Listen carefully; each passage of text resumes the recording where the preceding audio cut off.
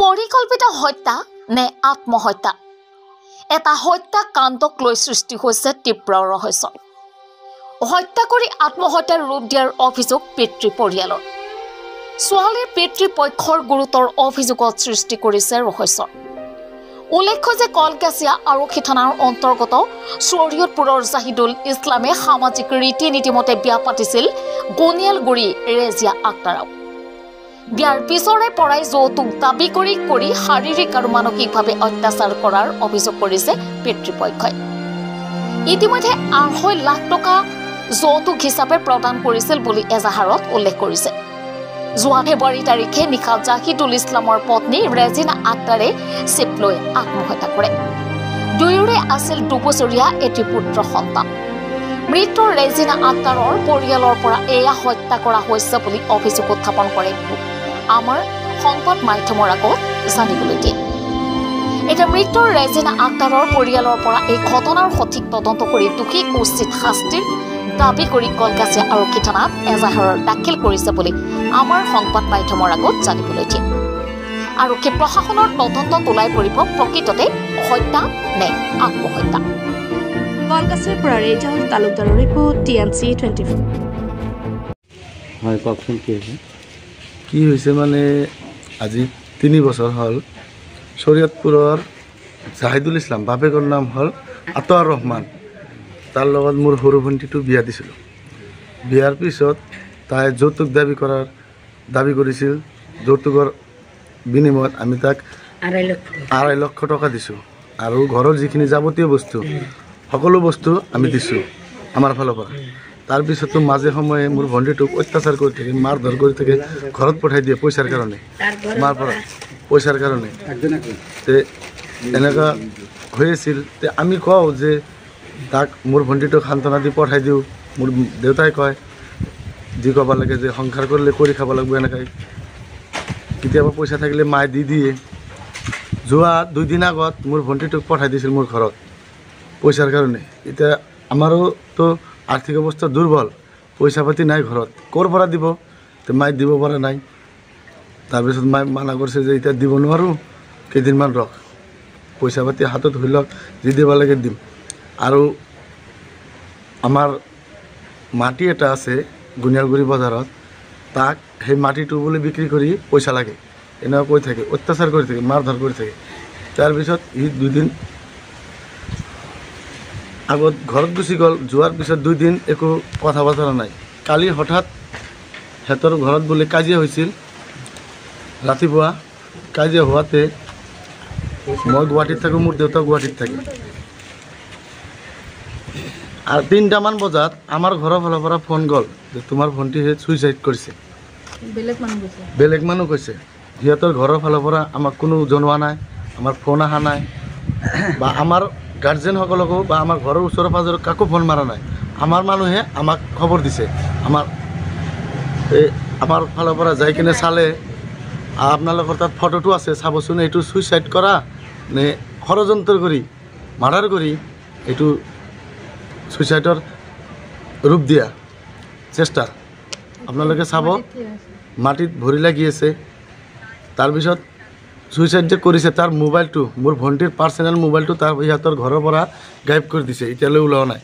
আৰু তাৰ গিৰেকটোৰ কোনো কণ্টেক্ট নম্বৰ নাই, কণ্টেক্টটো অফ হৈ আছে।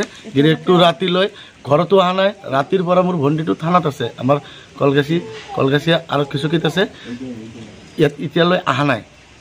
তে প্ৰশাসনৰ ওচৰত মই এইটোৱে দাবী জনাওঁ যে এনেকুৱা ঘটনা আমাৰ সমাজত অনথাই ঘটি আছে, এনেকুৱা যাতে নঘটে। আৰু আমি ইয়াৰ উচিত তদন্ত বিচাৰোঁ। উচিত তদন্ত বিচাৰি প্ৰশাসনৰ ওচৰত উচিত তদন্ত বিচাৰোঁ।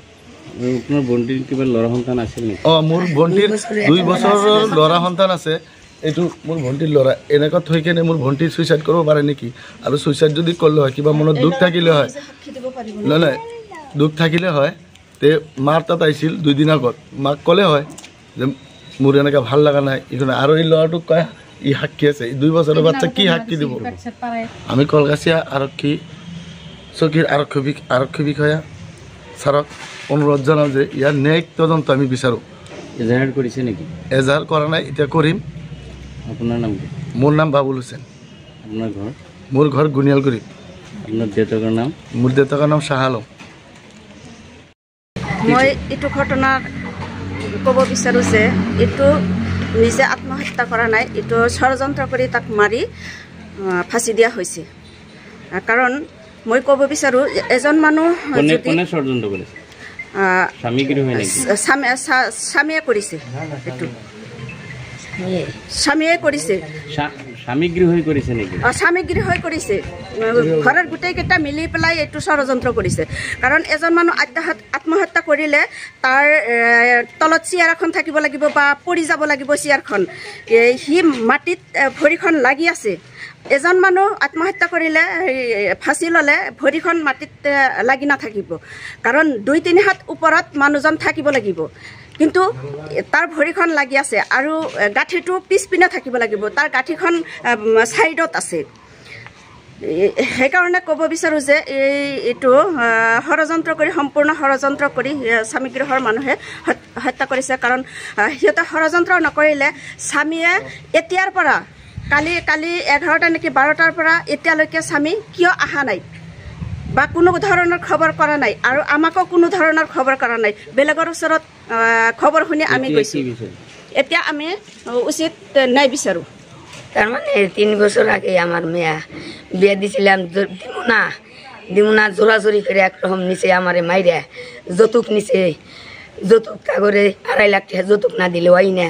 তারা সোনার গয়না দিবার চাইছাল, 5 খান সোনার মালা, এগুলা দিয়া তারা নিব। আমার 2.5 লাখ টাকা দেয় নাকি?